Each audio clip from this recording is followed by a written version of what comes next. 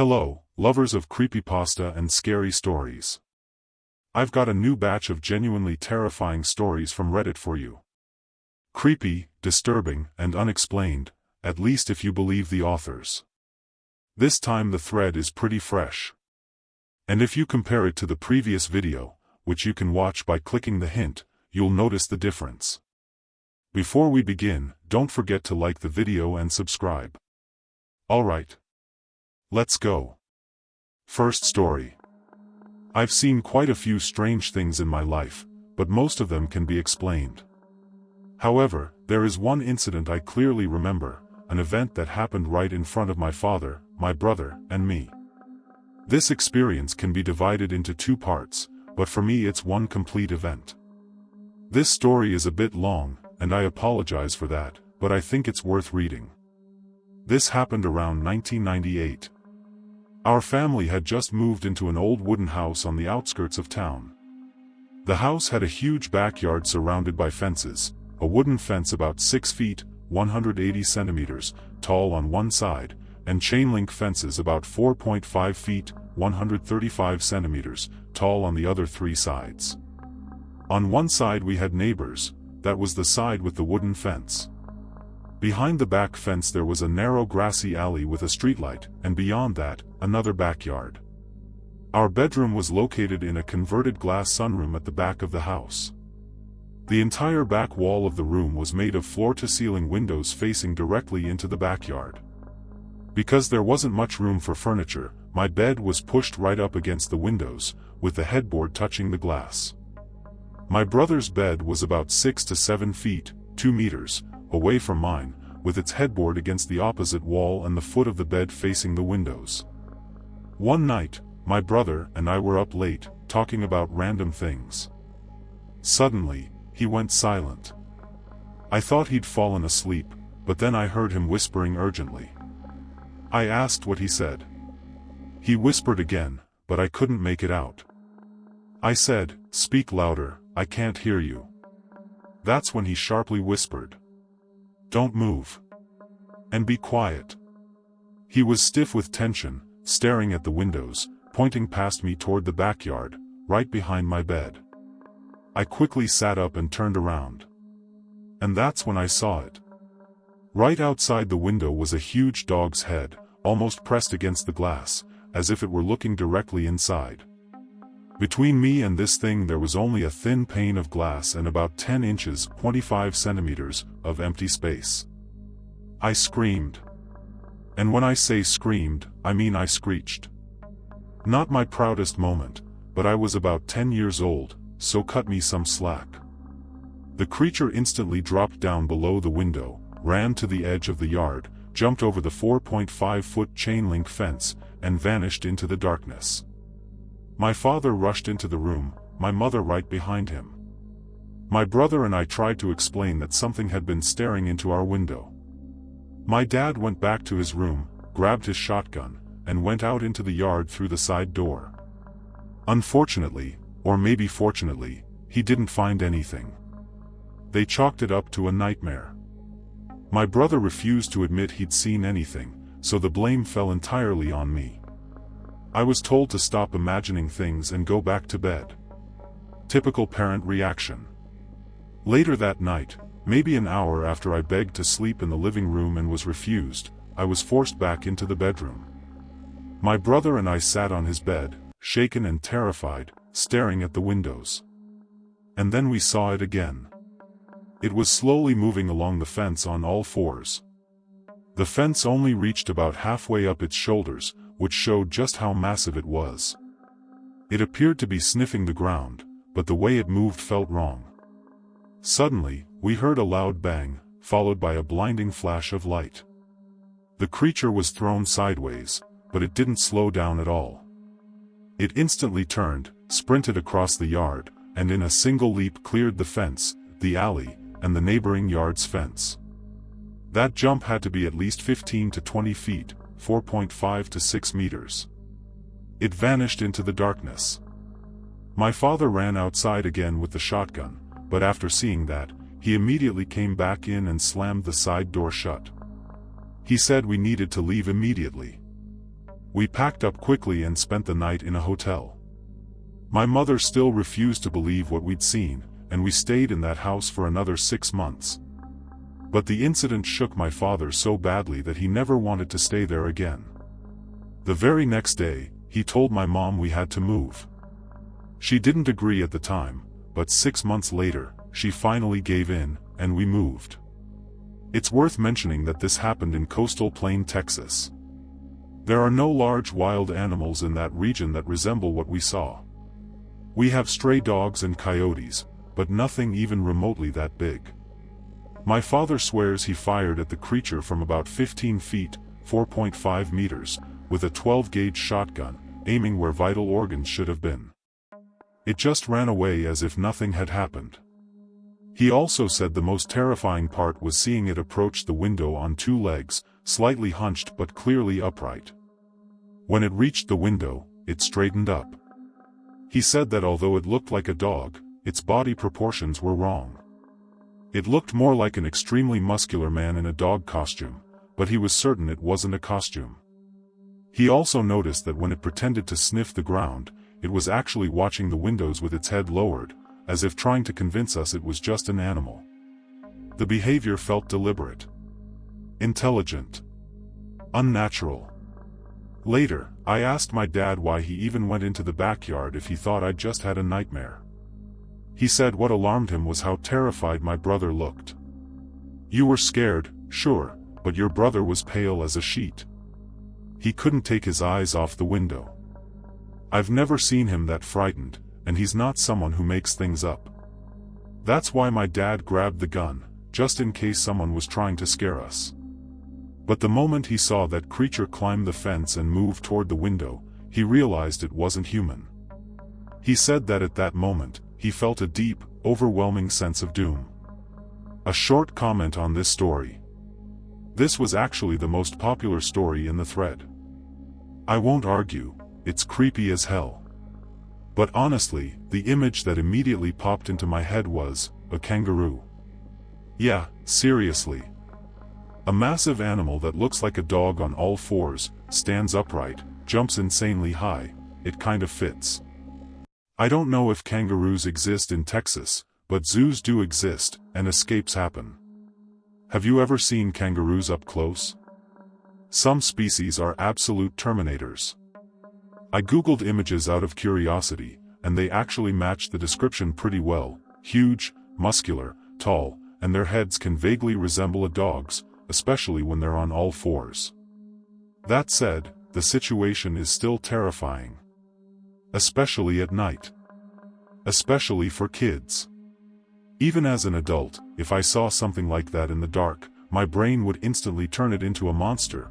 Low light does that to you. Still, the fact that it ran off after being shot is genuinely strange. Maybe adrenaline, but who knows? Either way, it's a great story. And now, the next one. I was attending college in Providence, Rhode Island. My dorm room was a standard setup. I shared it with a roommate. The room was laid out like most college dorms, 2 beds on opposite sides, each with a desk at the foot of the bed. Those desks were our workspaces where we studied, wrote notes, and did our own thing. The room itself looked completely ordinary, nothing unusual. One afternoon, I was in my room with my boyfriend. We were just hanging out, relaxing and talking. He was lying on my bed, comfortable, while I stood near the foot of the bed, looking for something. At one point, I needed to bend down to pick up something I'd dropped. The moment I bent over, I heard my boyfriend scream. This wasn't a startled yelp, there was real, genuine terror in his voice. He panicked, grabbed at his eyes as if trying to shut them or erase what he'd seen. His face was filled with confusion, and for a few moments he couldn't even speak. I immediately asked what happened, but he waved me off. I asked again. Finally, he admitted that when I bent over, a shadow appeared behind me. It wasn't just a shadow, it was something that looked exactly like his own silhouette. He said the figure was so similar to him that even its hairstyle was the same. He had a large, full afro, which made the silhouette instantly recognizable. The sight shocked him so deeply that, for a brief moment, he actually thought it was him standing there. Then he realized that was impossible. The shock was so intense that he couldn't talk about it right away. After he finally told me, we didn't really discuss what had happened. We both decided to just forget it. Besides, my roommate wasn't home that day, so we didn't tell anyone about it. A few weeks passed, and we had almost forgotten the incident. Then one night, something even stranger happened. I woke up in the middle of the night and saw my roommate frantically packing her things. She was rushing, throwing items into her bag. I was too sleepy to understand what was going on. The next morning, I asked her why she had suddenly left in the middle of the night. At first she hesitated, but then she told me that she had woken up and seen my boyfriend sitting at my desk. She asked him why he wasn't sleeping, but when she looked at my bed, she saw that my boyfriend was asleep next to me. That moment terrified her so badly that she immediately grabbed her things and left the room. Her story completely shocked me. We had never mentioned the silhouette my boyfriend had seen, yet her experience was disturbingly similar to what had happened weeks earlier. She had seen the same double, but this time, it was sitting at my desk. After that incident, I began to notice that life in Rhode Island sometimes brings very strange and unsettling moments. My very first job was at a small local radio station in the mid-1990s. It was a tiny building standing alone in the middle of a field, with a radio antenna about 500 feet tall behind it. There was only one road leading from the main highway straight to the front door. The transmitter was located directly behind my studio, separated by soundproof glass, and it had a light that was always on. The station was so small that the light in the transmitter room could be seen even from the road. The building had only two doors, the main entrance and a back door inside the transmitter room. That back door didn't even have a handle on the outside and was always locked from the inside. Entering through it from outside was absolutely impossible. I worked the evening shift from 5 p.m. to 10 p.m. After my shift, the station completely shut down for the night. I was always the last person there. After the broadcast ended, I still had work to do, preparing commercials for the first or second hour of the morning show, washing dishes, finishing production tasks, and so on. After about a year working at the station, I had experienced several strange incidents. I saw shadows flicker in the corner of my vision. Lights would turn on and off by themselves. One evening, when I came in and sat down at the control board to start my shift, I was just sitting there mentally preparing myself for the next 5 hours of broadcasting. I looked up at the studio door that led to the main entrance, and saw a perfectly defined human-shaped shadow, about 6 feet tall. It was there. And then it was gone. I went to my boss, who wasn't particularly pleasant even on her best days, and said, "I have a strange question." She sighed heavily, looking at me as if bracing for something. "Have you ever felt like someone was here, someone who isn't actually here?" I asked. She suddenly shouted across the building for someone to come into her office. When they arrived, she nodded toward me and said, "He's seen Jimmy." Apparently, Jimmy was the original owner of the radio station. Everyone had supposedly seen him, and he appeared from time to time. "He won't hurt you," she said. "He's just checking on how things are running at the station." After that, Jimmy began appearing occasionally. His presence felt harmless. My studio was across from another studio that was no longer used, and Jimmy would sometimes flick the light there on and off. I would usually say, "Hi, Jimmy. Everything's fine," and the light would stop flickering. Once, he turned on the sink. Another time, I heard him whisper my name directly into my ear, which scared the hell out of me, but I believe it was him. You see, there was another entity at the station. Something far more sinister. It didn't have a name. It was small, about knee height. And it always filled me with overwhelming dread. This was the thing whose shadow I would see in the corner of my vision. I always knew when it was nearby, because I felt pure terror. One night, I experienced the strongest fear of my life. Nearly 30 years have passed since then, and I still can't explain it. As soon as everyone left the building, I felt that the entity was there. I turned on all the lights, turned the music up loud, and tried to ignore it. But the longer the night went on, the worse it became. The lights flickered everywhere. In the locked sales office, a dot matrix printer suddenly started printing, something that had never happened before. Then the ceiling panels began lifting, as if someone were pushing them up with the handle of a broom. It started with the panels closest to me in the studio, moved down the hallway, and ended at the front door, which was locked. Then the front door opened. The locked damn door opened. I walked down the hallway to close and lock it again. When I did, I saw through the window in the door that there was a cup of coffee and a cigar lying on the porch. There was absolutely no reason for them to be there. As I walked back to the studio, I suddenly smelled a strong scent of cigar smoke, like an invisible cloud right in front of my face. I knew I should have finished my work. But at that point, I didn't care anymore.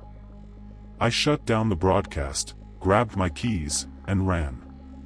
I sprinted to my car, got in, backed out, and looked through the station's front door. Inside, I saw a figure standing in front of the glowing transmitter light. I pulled onto the road and drove home at full speed. Of course, all of this was incredibly strange, but it wasn't the most unexplainable thing that happened. Can I say with absolute certainty that no one somehow broke in and staged an extremely elaborate prank? There is a tiny, almost non-existent, chance that this was some kind of prank. But to this day, I don't understand how it could have happened. The building was old and small. Still, I can't completely rule out the possibility that it was an extremely well-planned trick. When I got home and told my mom everything, my heart was still pounding. She just waved it off and said, "Oh well. Time to go to bed." I went to my bedroom and decided to write about it to someone through a BBS message system. I connected the modem and started typing out what had happened to me, and then the modem speaker suddenly turned on. If you're old enough to remember dial-up modems, you know this never happened. Once a connection was established, even if someone picked up another phone in the house, the modem speaker wouldn't turn on. At most, you'd see data corruption on the screen, and then the modem would disconnect. But this time, the speaker turned on. And mixed with the static noise of data transmission, a voice came through. It was long, distorted, and creaking. "Help me." Then the speaker shut off. Nothing changed on the screen. That moment is burned into my memory forever. I remember that screeching voice as if it were yesterday. I have no explanation for it. The only other person in the house was my mom, and she would never do something like that, and couldn't have. It was the scariest night of my life. I am as skeptical about ghosts and the supernatural as a person can possibly be, but that night, I could not explain what happened. As a small note to this whole story, sometimes I still visit that radio station when I come back home. I still know some of the people who work there. Jimmy is still active, and the staff knows him well. But the small, sinister one? No one has seen it again. Normally, I'm not inclined to believe in the supernatural. But a few years ago, something happened to me that I still can't explain. Even now, when I think about it, I get chills. I often wondered if anything like this had happened to anyone else. This is my story. I was on a road trip with a couple of friends. We were heading to a small town known for its scenic mountains. We planned to camp in a clearing near the main trail, stargaze, and disconnect from city life for a few days. Everything was going great.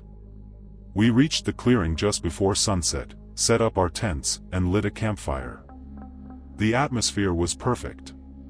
We felt completely cut off from the rest of the world, exactly what we wanted.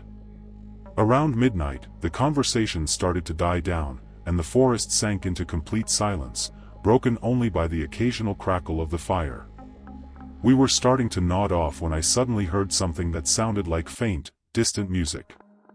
At first, I thought I was imagining it. But then I noticed my friend looking around too. "Do you hear that?" I asked. He nodded. We both tensed up, trying to locate the source of the sound, and realized it was coming from deep within the forest, beyond the reach of our firelight. It was a strange, melodic humming.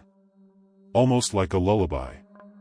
The strangest part was that the sound seemed to echo around us, as if we were inside a massive, empty room.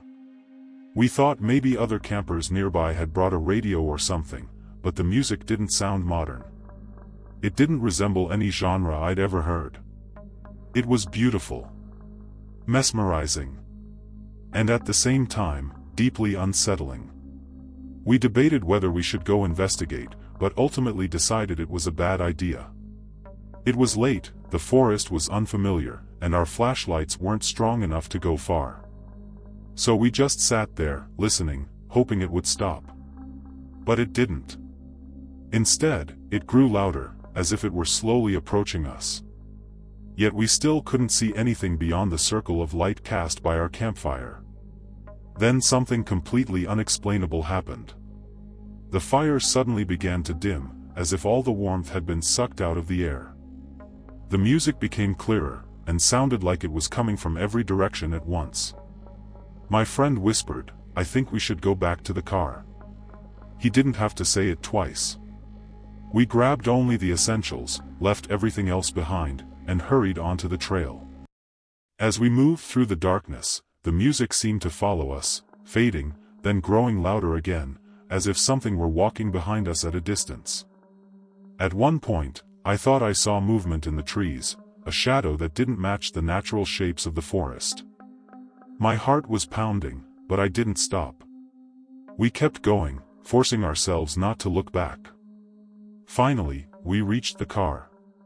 We jumped inside, locked the doors, and drove off immediately, without looking back. We sped toward the nearest town in silence, each of us processing what had happened.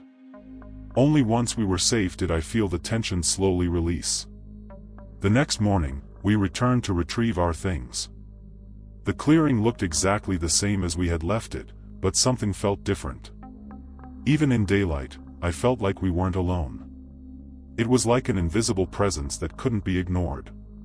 To this day, I can't explain what we heard that night. We tried to find rational explanations, strange echoes, music from another group of campers, but no one in town heard anything unusual, and the nearest campground was miles away. Since then, I've talked to other people who enjoy hiking and spending time alone in nature. Some have shared strange experiences, but no one described anything quite like ours. Sometimes I think it could have been a collective hallucination, or our imaginations playing tricks on us. But we all heard the music. We all felt the cold. We all felt the emptiness of that clearing. I still don't know what to think. When you said you heard the humming, did it sound like this? Some say it's a known phenomenon, when large numbers of insects rub against each other. There are also many folk stories about cursed deserts, but I have no idea why something like that would happen in a forest.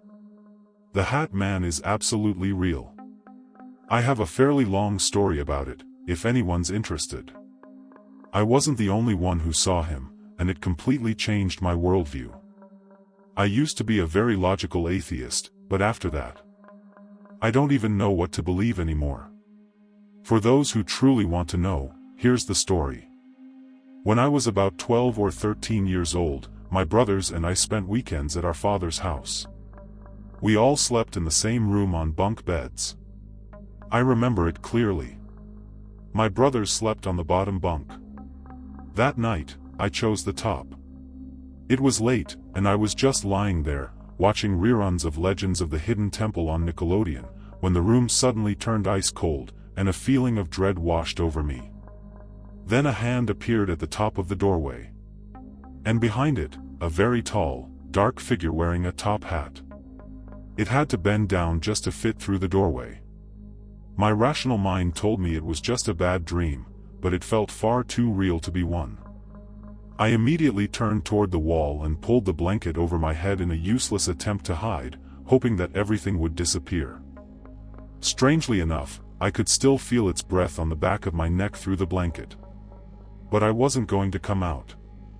Eventually, I fell asleep, and by morning, it was over. Or at least, that's what I thought. For a long time, I convinced myself it had just been a nightmare. Or maybe an episode of sleep paralysis. That explanation seemed the most logical, and I stuck to it for many years, well into adulthood. I never told anyone about what happened. The idea that people might think I was insane terrified me. Fast forward to when I was about 23 years old. My younger brother and I were reminiscing about our childhood, and the conversation drifted to our father's old house. In the middle of the discussion, he suddenly stopped and asked, "Did you ever see the man in the hat?" My heart froze. I had never told anyone about my experience, yet he described the exact same encounter I had. That's when I realized it had been real. A few years later, I was talking with the stepfather of my then-girlfriend and decided to share my experience. As soon as I described what happened, his face went pale. He told me that he and his brothers had experienced something very similar as children in their old family home in Pennsylvania. That completely shook me. The only thing we had in common was that we both had brothers, and difficult childhoods. I began to develop a theory that this might be some kind of entity that feeds on the suffering of young boys. Before this, I was not superstitious at all. But this experience truly changed my view of the world. I believe there are many things in this world that we simply don't understand yet. When I was 5 years old, my family moved into a new house, and I hated it immediately. They said I despised it from the moment I saw it. It was an intense, almost panicked hatred that came instantly, the second my eyes landed on that house. I never understood why I disliked it so much from the start. I remember begging them not to move there. Begging them not to make me sleep alone in the room that was supposed to be my new bedroom. Begging them to move anywhere else, as long as it wasn't that house, because that house was bad. Sometimes, when I misbehaved, they made me stand in the corner. That didn't bother me much, it was quiet, and no one yelled at me anymore. But sometimes they decided I had to stand in the corner alone, in my room. That's when I felt pure terror. I begged them not to make me do it, because of the wolves. I heard howling, growling, snorting, scratching. The sounds seemed to come from every room upstairs except the one I was in. Sometimes I tried to sneak down the stairs halfway, so I could run to my parents in the living room before the wolves came out. The entire time I stood in the corner, I stared at the top of the staircase, frozen in fear, waiting for the wolves to come for me, ready to run if I had to. The kitchen had one window above the sink that looked out into the backyard. It was just an empty, square yard with an old, creepy shed to the side and woods in the distance. Later, my mom told me that the woods were just a thin strip of trees separating our street's backyards from the next one. But in my memory, it was a dense, endless forest. One winter evening, my parents and I were home watching TV in the living room. I went to the kitchen to get a drink. I grabbed a glass and turned toward the sink, and that's when I saw him in the kitchen window. Clear as day. An elderly man with gray skin. Bald. His face sad and completely still. He wore a long, light brown coat with a high collar, like an elegant dress shirt. The collar was turned up, the way people do when it's windy or raining, even though the weather outside was perfectly calm. I froze. I tried to scream, but only a whisper came out.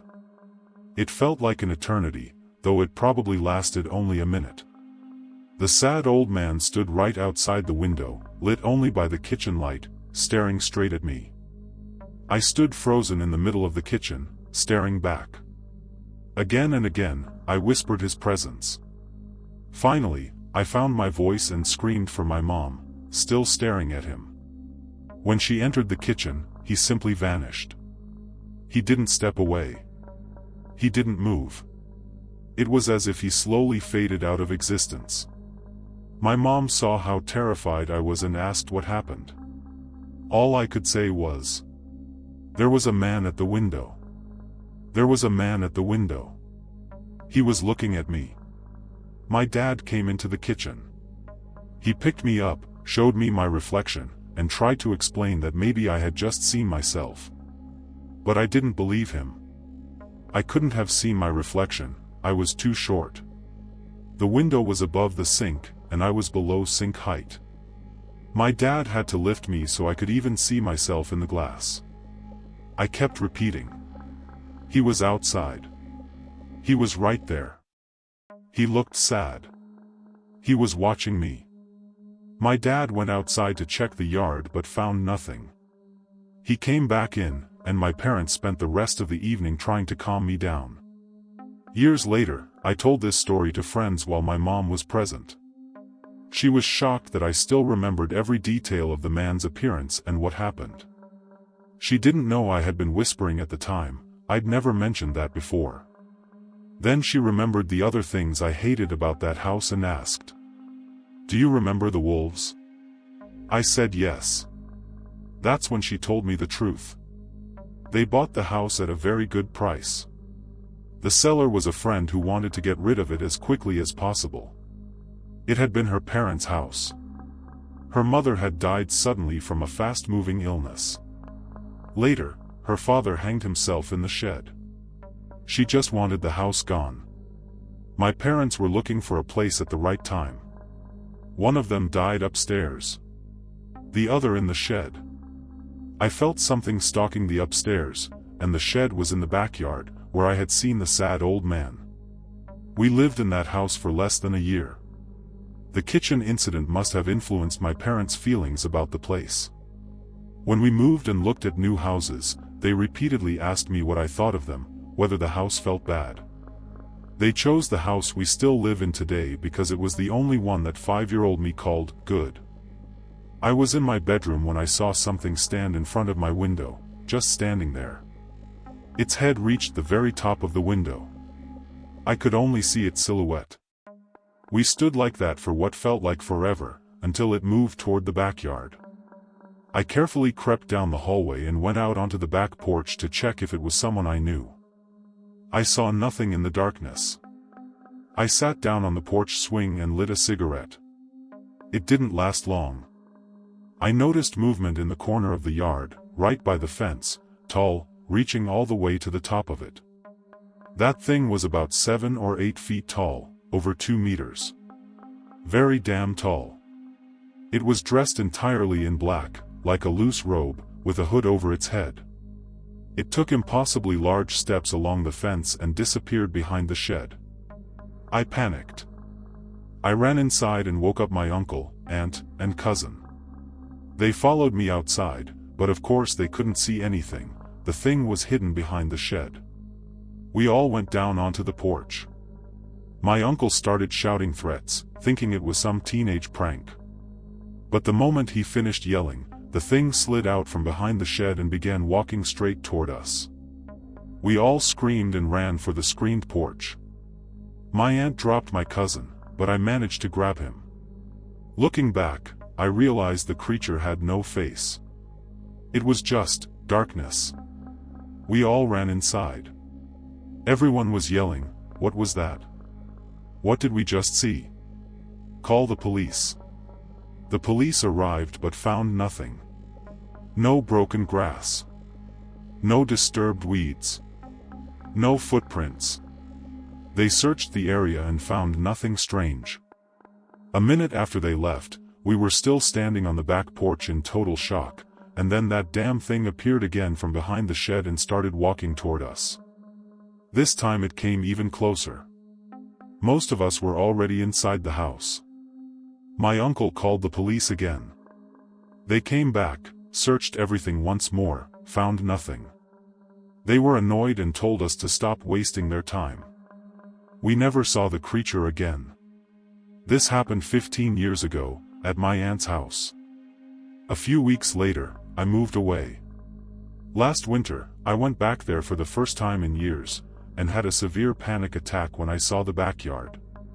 Sometimes I can't sleep at night, afraid it will find me again. What struck me most from the beginning was how the creature moved from the window to the backyard. We had large metal gates that were chained shut. They rattled even in the slightest wind. That was the only way into the backyard. I never heard them move. No sound at all. That thing moved in complete silence. That's when I decided to find out what it was. I searched for similar stories. All I found were accounts of shadow people, just shadows. But this thing was solid. It was a figure. I haven't found many stories like mine, and that scares me the most. It was physical. That's all the stories for today, guys. Which one did you like the most? Write it in the comments below. Share your own creepy stories too, the best ones will appear in future videos. Thanks a lot for watching. Don't forget to like, subscribe, and check out the Telegram channel for even more stories and updates on upcoming videos. That's it from me. See you in the next one.